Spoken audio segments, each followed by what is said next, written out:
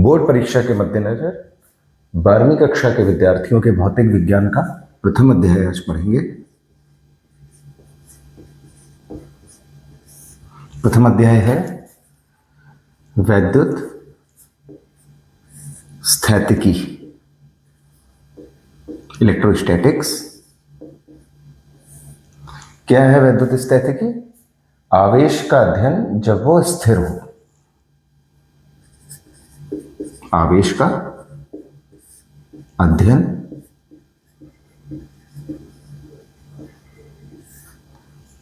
स्थिर आवेश का। आवेश अगर गतिमान होगा तब उसका अलग अध्ययन करते हैं। तो इसके बारे में अगर मैं परिचय दूं तो पदार्थ के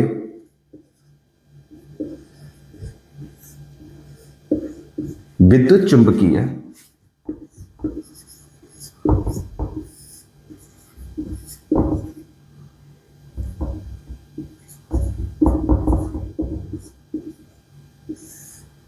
जो गुण होते हैं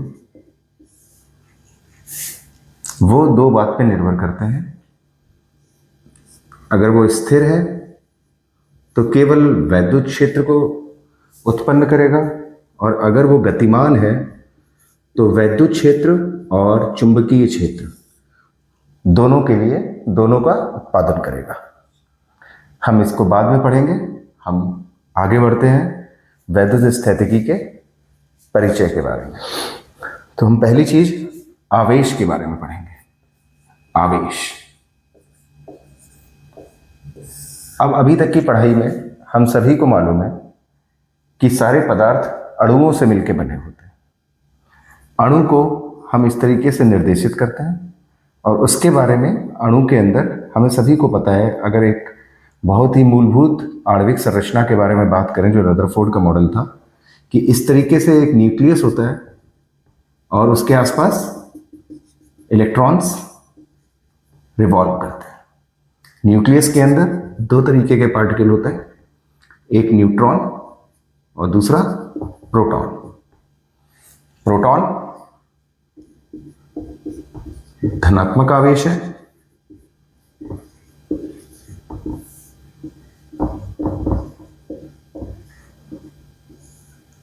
और न्यूट्रॉन न्यूट्रल होता है। न्यूट्रॉन न्यूट्रल है, एंड इलेक्ट्रॉन ऋणात्मक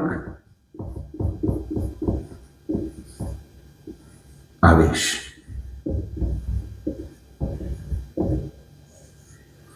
सभी को यह भी पता है कि अगर एक जैसे दो आवेश हैं, यानी कि इलेक्ट्रॉन एंड इलेक्ट्रॉन, अगर दोनों ऋणात्मक आवेश हैं तो वो प्रतिकर्षण करेंगे।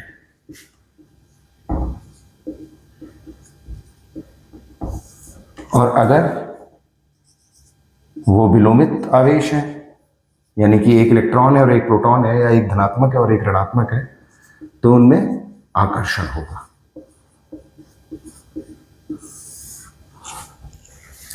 इतनी बेसिक सी बात तो हम सभी को आती है, अभी प्रारंभिक कक्षाओं में पढ़ी हुई है हम सभी ने।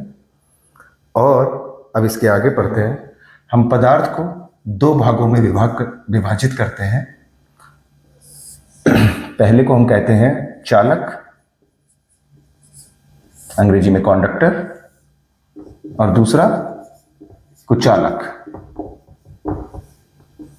सुचालक भी बोलते हैं इसको, लेकिन चालक और कुचालक रखेंगे। अंग्रेजी में कंडक्टर एंड इंसुलेटर।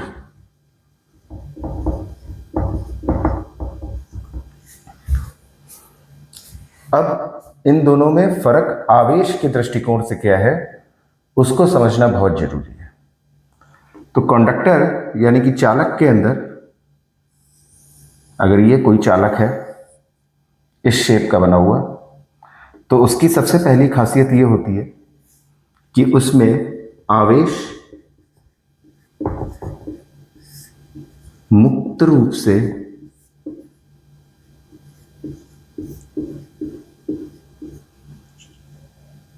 घूम सकते हैं, मुक्त रूप से यात्रा कर सकते हैं।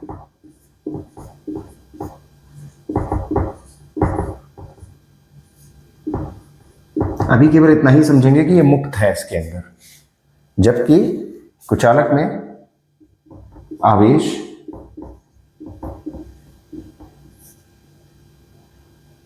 मुक्त नहीं होते।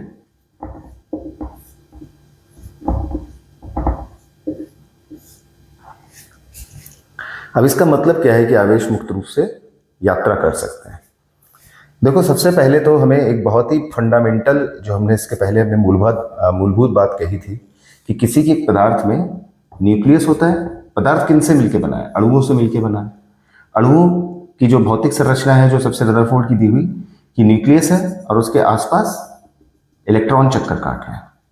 तो एक बात तो आप पूरे वैद्युत स्थितिकी और आगे के लिए समझ लें कि अगर आवेश कहीं भी यात्रा कर रहा है, जा रहा है, तो वो सिर्फ इलेक्ट्रॉन है। सिर्फ इलेक्ट्रॉन एक जगह से घूम करके दूसरी जगह पहुंचता है। कभी भी प्रोटॉन न्यूक्लियस से निकल करके बाहर नहीं आता। तो जब हम बात करें कि आवेश मुक्त रूप से यात्रा कर सकते हैं, तो हम कह रहे हैं कि जो इलेक्ट्रॉन है ये फ्री टू मूव है, यानी कि ये कहीं भी इसके अंदर अगर यात्रा करेंगे इलेक्ट्रॉन, तो उनके लिए कोई अलग से हमें ऊर्जा नहीं देनी पड़ेगी। ये मुक्त रूप से ये इलेक्ट्रॉन यहाँ पे है और यहाँ भी जा सकता है, लेकिन अपनी, अगर मैं बात करूं, आवेश मुक्त रूप से यात्रा कर सकते हैं लेकिन अपनी भौतिक सीमा के अंदर, भौतिक बाउंड्री यानी फिजिकल बाउंड्री के अंदर, भौतिक सीमा के अंदर। कहने का मतलब क्या हुआ कि इसके अंदर तो घूमने के लिए इलेक्ट्रॉन फ्री है, इस कोने से इस कोने में जाने के लिए ये मुक्त है, लेकिन ये अपनी सीमा से बाहर नहीं आएंगे अपने आप से। हाँ, अगर बाहरी ऊर्जा दी जाएगी, या कई सारे तरीके होते हैं, तब बाहर जाएंगे। लेकिन अगर हम बात करें एक आइसोलेटेड, मतलब कि जिसका किसी से कोई लेना देना नहीं है, ऐसा चालक होगा, तो चालक में क्या होगा, हमारे जो इलेक्ट्रॉन्स हैं, क्योंकि इलेक्ट्रॉन्स ही केवल यात्रा कर सकते हैं। मैंने भी बताया कि प्रोटॉन कभी भी निकलता नहीं है, तो इलेक्ट्रॉन जो यात्रा करते हैं, और एक चालक की बाउंड्री के अंदर यानी उसकी सीमा के अंदर जो आवेश है वो मुक्त है, इसलिए इनको हम बोलते हैं मुक्त आवेश या फिर मुक्त इलेक्ट्रॉन। अब ऐसा क्यों होता है, इसका ऊर्जा से संबंध है कि ऐसा क्यों हो रहा है, और उसके बारे में हम आगे बढ़ेंगे। तो अभी हमने ये पढ़ा कि चालक के अंदर, कंडक्टर के अंदर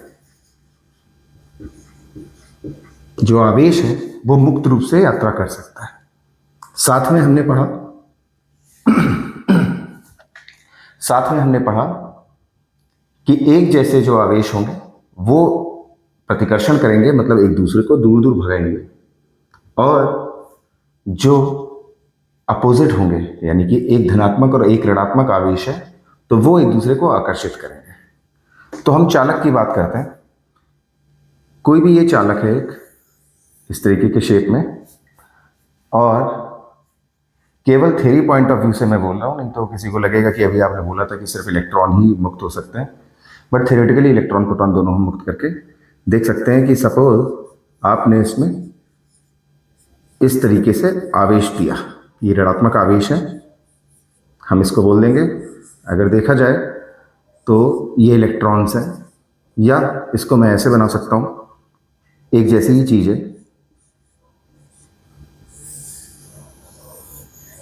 कि इस तरीके से कुछ मुक्त इलेक्ट्रॉन है। अब होता क्या है, कोई भी पदार्थ के जो अणु हैं वो प्राकृतिक रूप से जब पाए जाते हैं तो वो अणु इलेक्ट्रिकली न्यूट्रल होते हैं, मतलब उसमें जितने धनात्मक आवेश है उतने ही ऋणात्मक आवेश है। तो उसके बाद फिर हम क्या किया, हमने उसमें कुछ ऊपर से आके कुछ अलग से इलेक्ट्रॉन दे दिए। अब इलेक्ट्रॉन क्या होगा, इलेक्ट्रॉन एक दूसरे के ऊपर फोर्स लगाएंगे, एक इस तरफ, इसके ऊपर इस तरफ फोर्स लगेगा, ये इसको इस तरफ रिपेल करेगा, ये भी इसको इस तरफ रिपेल करेगा। तो इस तरीके से हर कोई एक प्रतिकर्षण होगा और ये एक दूसरे की तरफ बाहर की तरफ बल लगाएंगे। तो इसका परिणाम क्या निकलेगा कि जब भी चालक के, एक हम चालक का अगर कोई भी बॉडी लेंगे और उसके ऊपर ऋणात्मक चार्ज अलग से डाल देंगे, तो वो एक दूसरे को रिपेल करेंगे और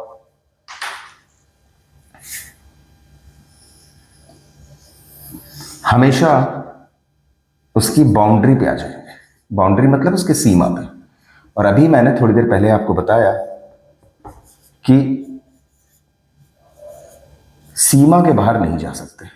तो फोर्स लगा तो सबसे पहले क्या हुआ, जैसे ही आप मुक्त देंगे, मुक्त आपने इसके अंदर आवेश डाला तो आवेश अपने आप को रिपेल करेगा, प्रतिकर्षण करेगा और उसकी सीमा पर आकर के इकट्ठा हो जाएगा। जैसे कि मैंने नीचे के चित्र में, दोनों सेम बात है, नीचे के चित्र में आप देखेंगे तो जो हमने मुक्त आवेश यानी कि कुछ इलेक्ट्रॉन हमने एक्स्ट्रा दिए, तो जैसे ही आप इसमें देंगे तो फोर्स के लगने की वजह से क्या होगा, वो हमेशा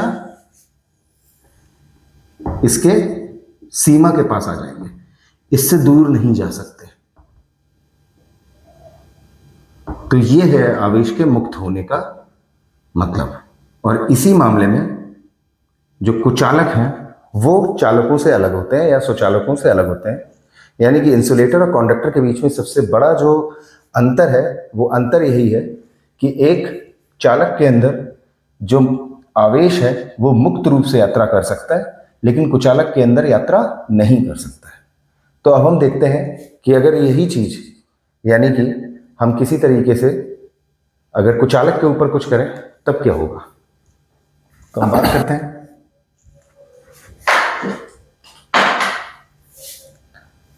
कुचालक की, बात करते हैं यानी कि इंसुलेटर की। अब उसमें बाहर से हम मुक्त चार्ज, उसको जो आवेश है वो नहीं दे रहे, लेकिन जैसे कि सोचिए कि कोई एक अणु है, आपको मालूम है न्यूक्लियस में, नाभिक बोलते हैं हिंदी में, उसमें पूरा धनात्मक चार्ज रहता है और आसपास उसके इस तरीके से इलेक्ट्रॉन विचरण करते रहते हैं। मैं एग्जैक्ट पिक्चर नहीं बना रहा, केमिस्ट्री वाली, समझने के लिए है कि इसके आसपास इलेक्ट्रॉन विचरण करते रहते हैं। अब आपने क्या किया, एक धनात्मक आवेश आप यहां पे लेके जाएंगे तो आपको मालूम है कि होगा क्या, परिणाम ये निकलेगा कि जो इसके मुक्त इलेक्ट्रॉन है, मुक्त ऋणात्मक आवेश है, वो इसकी तरफ आकर्षित होगा। लेकिन ये कुचालक है तो फिर उसको तोड़ करके आए ऐसा जरूरी नहीं है। तो कुछ इस तरीके से एक बादल बन जाएगा। अगर देखा जाएगा, उसको हम देखें तो उसका कुछ जो आकार है वो बदल गया। इस तरफ पूरा का पूरा धनात्मक चार्ज केंद्रित हो जाएगा और इस तरफ ऋणात्मक चार्ज। कहाँ, अणु के अंदर। ठीक है, इसको हम ध्रुवीकरण बोलते हैं।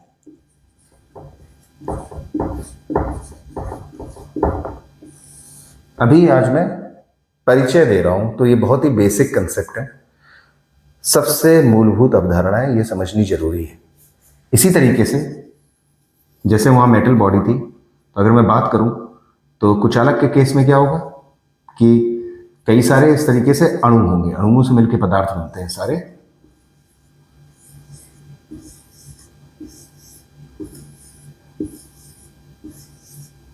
अब मैंने देखो इनका शेप बदल दिया, क्यों? क्योंकि मैंने यहां पे धनात्मक जो आवेश है उसको लाया तो हर तरफ धनात्मक आवेश इस तरफ हो जाएगा, ऋणात्मक इस तरफ, धनात्मक इस तरफ, ऋणात्मक इस तरफ, धनात्मक इस तरफ, और इस तरीके से एक ध्रुवीकरण हो जाएगा।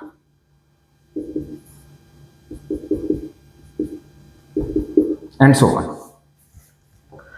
ये हमने बाहर से चार्ज दिया है, इसको टच नहीं कराया हमने। क्या किया, पास लेके गए, तब क्या हुआ, ध्रुवीकरण तो हो गया, लेकिन ये मुक्त नहीं है। जबकि चालक के केस में क्या था, वहां पे मुक्त थे, वो यहां से इधर तुरंत पूरे सारे के सारे हमारे इलेक्ट्रॉन्स भाग सकते थे, एक दूसरे से ही भाग जाएंगे अगर आइसोलेशन में रखा हुआ है तो। लेकिन अगर आइसोलेशन में नहीं है तो फिर अगर कोई भी आसपास कोई भी चार्ज नहीं है तो अपने नेचुरल शेप में रहेंगे। ये यहाँ पे इसके आसपास ये यहाँ पे इसके आसपास ये, और जो इनकी बॉन्डिंग होती है उस हिसाब से ये बिहेव करेंगे। ठीक है, तो ये तो चालक और कुचालक का सबसे मूलभूत अंतर है। तो कुछ आवेश के गुण पढ़ते हैं।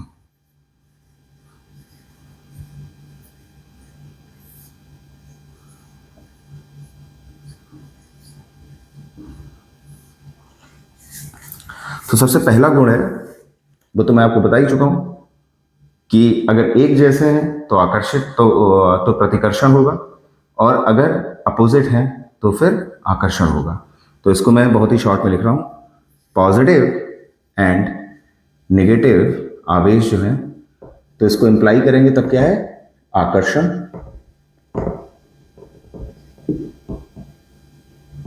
एंड लाइक चार्जेस यानी कि पॉजिटिव एंड नेगेटिव, पॉजिटिव या फिर नेगेटिव नेगेटिव, तो इन दोनों का मतलब क्या है, प्रतिकर्षण।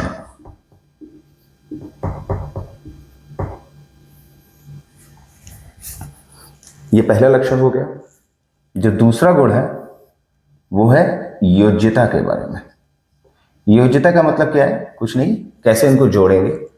तो फिर बहुत ही जैसे हम नंबर्स को जोड़ते हैं, संख्या को जोड़ते और घटाते हैं, बिल्कुल वैसे ही करेंगे, यानी कि बीजगणितीय रूप से।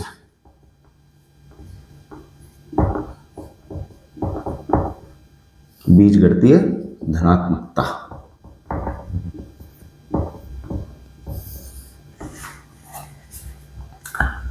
ये दो मूलभूत लक्षण आ गए। इसके बाद जो तीसरा लक्षण है उसको बहुत अच्छे से समझना है। तीसरा लक्षण है आवेश का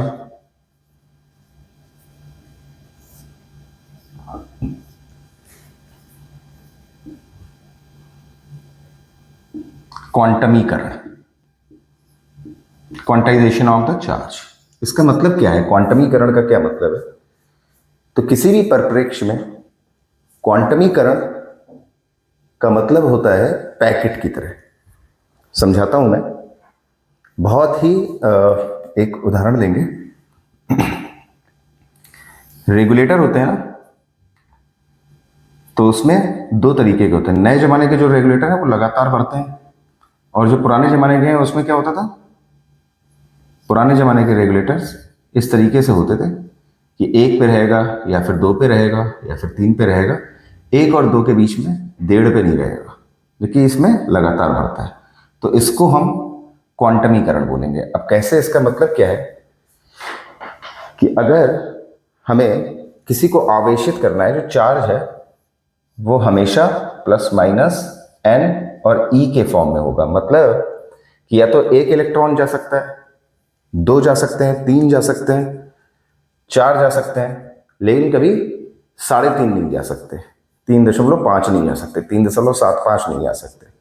सैद्धांतिक रूप से आ सकते हैं, जिसको हम थ्योरेटिकल बोलते हैं, लेकिन प्रैक्टिकल एस्पेक्ट में कभी भी जो हमारा आवेश है वो हमेशा क्वांटाइज्ड होगा। क्वांटाइज्ड का मतलब हम यहाँ पे अगर बात करें तो फिर ये पूर्णांक होना चाहिए, चाहे धनात्मक हो या ऋणात्मक हो। और इसको अगर हमें समझना हो विज्ञान की भाषा में, तो अभी थोड़ी देर पहले मैंने आपको बताया था कि हमेशा इलेक्ट्रॉन हैं जो मुक्त होते हैं, जो एक जगह से दूसरी जगह जाते हैं, इलेक्ट्रॉन हैं। सपोज अगर हम और अच्छे से समझना चाहें तो ये कोई हमारा एक अणु है, इसके आसपास अगर ये इलेक्ट्रॉन ऐसे विचरण कर रहा है तो ये इलेक्ट्रॉन या तो बाहर जाएगा, बाहर जाते ही क्या होगा, ये न्यूट्रल से चार्ज हो गया। क्या, सपोज इसके अंदर 18 इलेक्ट्रॉन और 18 प्रोटॉन है, 18 है। अगर आप एक बाहर निकाल देंगे तो 18 प्रोटॉन और 17 इलेक्ट्रॉन बचेंगे, यानी कि 1 इलेक्ट्रॉन के बराबर चार्ज प्लस वन इलेक्ट्रॉन के बराबर, यानी धनात्मक रूप से ये पदार्थ आवेशित हो जाएगा। तो इसका मतलब है कि जब भी आवेशन किया जाएगा किसी भी पदार्थ का या फिर किसी भी वस्तु का, तो उसमें इलेक्ट्रॉन या तो बाहर जाएंगे। इसका उल्टा भी हो सकता है कि किसी भी पदार्थ में हम इलेक्ट्रॉन जोड़ दें तो उसमें क्या होगा, -1 ई माइनस चार्ज यह आ जाएगा उसके ऊपर। तो फिर ये बात क्लियर होनी चाहिए हम सभी को कि हमेशा जो आवेश है वो क्वांटाइज्ड होगा, हमेशा एक क्वांट के माध्यम में होगा। यानी कि ई का मतलब क्या होता है, ई का मतलब है चार्ज ऑन 1 इलेक्ट्रॉन। इसकी जो यूनिट है वो कूलम्ब होती है। 1.6 इंटू 10⁻⁻19, 1.6 गुणे 10 की घात -19, इतने कूलम्ब एक चार्ज होता है, तो फिर इस आवेश के बारे में हम बात करें तो वो आवेश 1 इलेक्ट्रॉन के बराबर हो सकता है, 2 के बराबर, 3 के बराबर, 10 के बराबर, कोई भी पूर्णांक हमेशा होना चाहिए, और वो धनात्मक रूप से चार्ज हो सकता है या फिर ऋणात्मक रूप से चार्ज हो सकता है। एक गुण रह गया, एक और गुण पढ़ लेते हैं।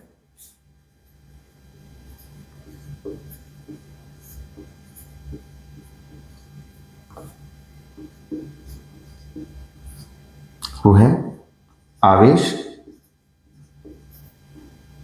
संरक्षित होता है।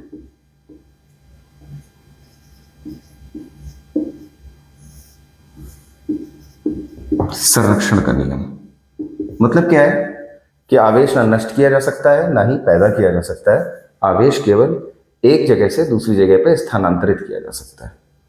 ठीक है, जैसा कि मैंने बताया कि प्रकृति में क्या होता है, सारे पदार्थ हमारे न्यूट्रल होते हैं। अगर मैं न्यूट्रल की बात करूं तो फिर उसका मतलब क्या है कि जितने इलेक्ट्रॉन होंगे और जितने प्रोटॉन होंगे वो हमेशा बराबर होंगे। अगर बराबर होंगे यानी कि वो इलेक्ट्रिकली न्यूट्रल हो गया। अब हमें किसी को अगर आवेशित करना है, पदार्थ को या अणु को, तो हमें क्या करना पड़ेगा, पदार्थ या अणु में या तो इलेक्ट्रॉन उससे हम निकाल लेंगे या फिर हम इलेक्ट्रॉन उसमें जोड़ देंगे। तो कुल मिला के हमें पता लग गया कि आवेश के 4 लक्षण हैं। पहला लक्षण आपको बता ही दिया हमने कि अगर वो एक जैसे होंगे तो फिर प्रतिकर्षण होगा, यानी पॉजिटिव एंड पॉजिटिव दोनों प्रतिकर्षित करेंगे एक दूसरे को। अगर अपोजिट होंगे तो फिर आकर्षित करेंगे।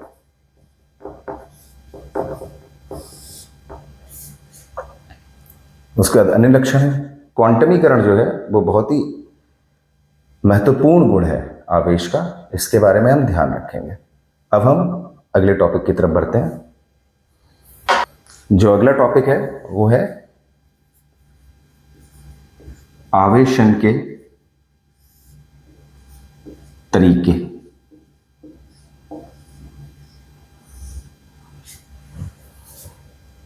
कैसे हम आवेशित करते हैं पदार्थों को, हम कैसे आवेशित कर सकते हैं। तो उसका जो सबसे पहला है वो है घर्षण द्वारा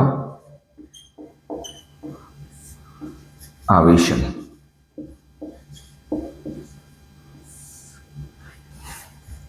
कैसे, ये कोई पदार्थ है A और ये कोई पदार्थ है B। मैंने इन दोनों को लिया और आपस में एक दूसरे को साथ रब कराया। जब हम इनमें आपस में एक दूसरे के साथ घर्षण कराएंगे तो हम बाहर से कुछ ना कुछ ऊर्जा दे रहे हैं। मुक्त रूप हम ये नहीं कहेंगे कि चालन नहीं है, ये हमेशा अब जो घर्षण द्वारा जो आवेशन होता है ये सिर्फ कुचालकों के अंदर हो सकता है, यानी कि A एंड B दोनों कुचालक होने चाहिए, तभी हम घर्षण के माध्यम से उनको आवेशित कर सकते हैं। तब इसमें क्या होगा कि जो इलेक्ट्रॉन्स हैं, प्रकृति में सारे पदार्थों की अलग अलग प्रवृत्तियां होती हैं। जैसे कि मान लीजिए प्रकृति में जो B की प्रवृत्ति है वो ज़्यादा ऋणात्मक है, ज़्यादा निगेटिविटी सस्टेन करने की है। तो फिर जब हम इसमें घर्षण करेंगे तो रिजल्ट क्या निकलेगा कि सपोज एक इलेक्ट्रॉन अगर इसमें चला गया तो होगा क्या, जो A है ये धनात्मक रूप से आवेशित हो जाएगा और जो B है इसके पास एक इलेक्ट्रॉन आ गया तो फिर ये ऋणात्मक रूप से चार्ज हो जाएगा। तो इस तरीके से जो आवेशन करते हैं घर्षण द्वारा आवेशन में पहला नियम तो ये है कि सिर्फ कुचालक हो सकते हैं जो घर्षण से आवेशित हो। चालकों के साथ घर्षण से आवेशन क्यों नहीं होता है ये मैं आपको एक्सप्लेन करूंगा अगले इसके पार्ट में। लेकिन जो दो कुचालक होंगे अगर उनको रगड़ते हैं तो फिर बहुत संभावना है कि इलेक्ट्रॉन का ट्रांसफर हो जाए। अगर इलेक्ट्रॉन एक जगह से दूसरी जगह पे स्थानांतरित हो गए तो इसका मतलब बहुत ही साधारण सा है कि जिस पे स्थानांतरित हो गए वो ऋणात्मक रूप से आवेशित हो गया और जिससे चले गए वो धनात्मक रूप से आवेशित हो गया। अब आवेशन का दूसरा तरीका पढ़ते हैं। दूसरा तरीका है चालन के द्वारा।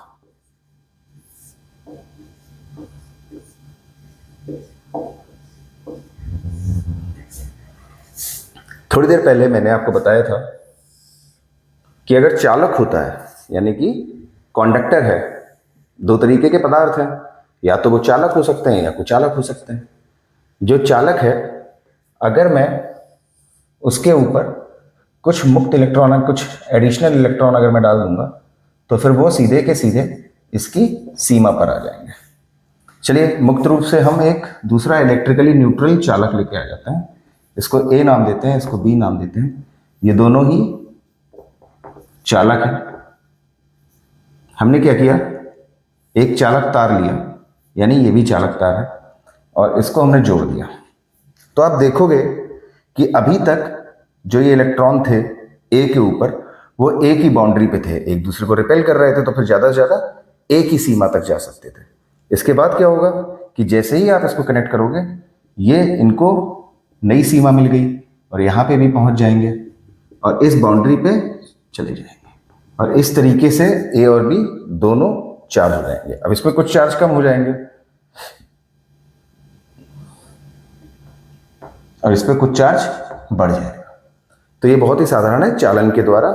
जैसे कि अगर कोई एक मेटल का बॉडी है, यानी कि हमारा धातु की एक वस्तु है, उसको हमने रखा और धातु के बने ही तार से हमने एक दूसरी धातु को रखा, तो उन दोनों में आवेशन हो जाएगा।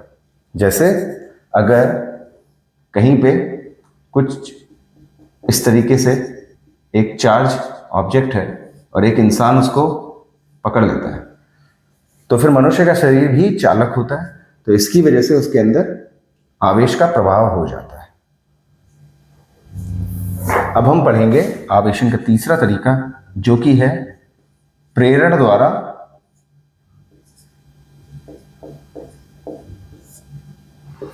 आवेशन, कि हम प्रेरण द्वारा कैसे आवेशित कर सकते हैं। इसमें भी पहला नियम तो यही है कि केवल चालकों के लिए ऐसा हो सकता है, चालकों के लिए वैध है ये। कैसे? हमने क्या किया, एक कोई ये हमने धातु की बनी हुई गेंद रखी, जो क्या है, अभी न्यूट्रल है।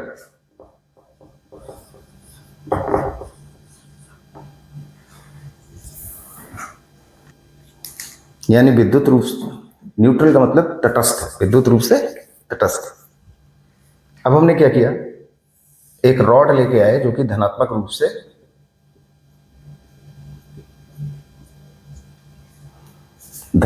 से वो चार्ज थी।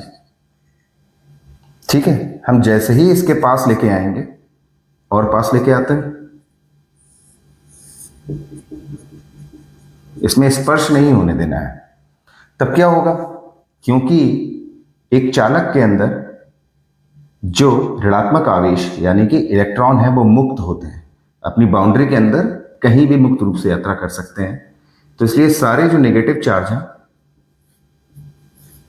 वो इस तरफ केंद्रित हो जाएंगे और जो पॉजिटिव चार्ज है वो इस तरफ केंद्रित हो जाएगा। इसको हम प्रेरण कहते हैं। अगर देखा जाए तो कई लोगों के मन में सवाल हो सकता है कि इस तरीके से कैसे वो हो जाएंगे। तो अगर मैं एटम की बात करूं कि इस तरीके से कोई भी पदार्थ चालक है और एटम का बना हुआ है, ऐसे एटम से ही मिलके बनते हैं सारे, प्रतीकात्मक रूप से मैं दिखा रहा हूं, और इसके पास आप एक इस तरीके से बॉक्स लेके आते हैं जो बहुत ही स्ट्रांगली यानी कि ताकतवर रूप से धनात्मक चार्ज है। तो क्या होगा, इसके अंदर के जो मुक्त इलेक्ट्रॉन है, बहुत सारे मुक्त इलेक्ट्रॉन, एटम के अंदर के जो इलेक्ट्रॉन है, क्योंकि वो फ्री है तो ये यहाँ पे आ गया। अगर ये यहाँ पे आ गया तो ये धनात्मक रूप से आवेशित हो गया, तो इसका इलेक्ट्रॉन यहाँ आ जाएगा, तो क्या होगा, फिर इसका यहाँ पे आ जाएगा। तो फिर इस तरीके से जो रिजल्ट निकलेगा इसका, वो कुछ इस तरीके से निकलेगा कि यहाँ पे ऋणात्मक आवेश और यहाँ पे धनात्मक आवेश केंद्रित हो जाएगा। इसके आगे हम प्रेरण को और अच्छे से समझने के लिए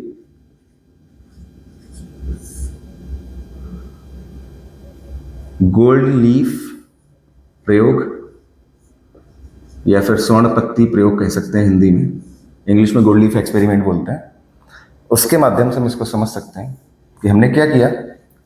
एक कंटेनर लिया,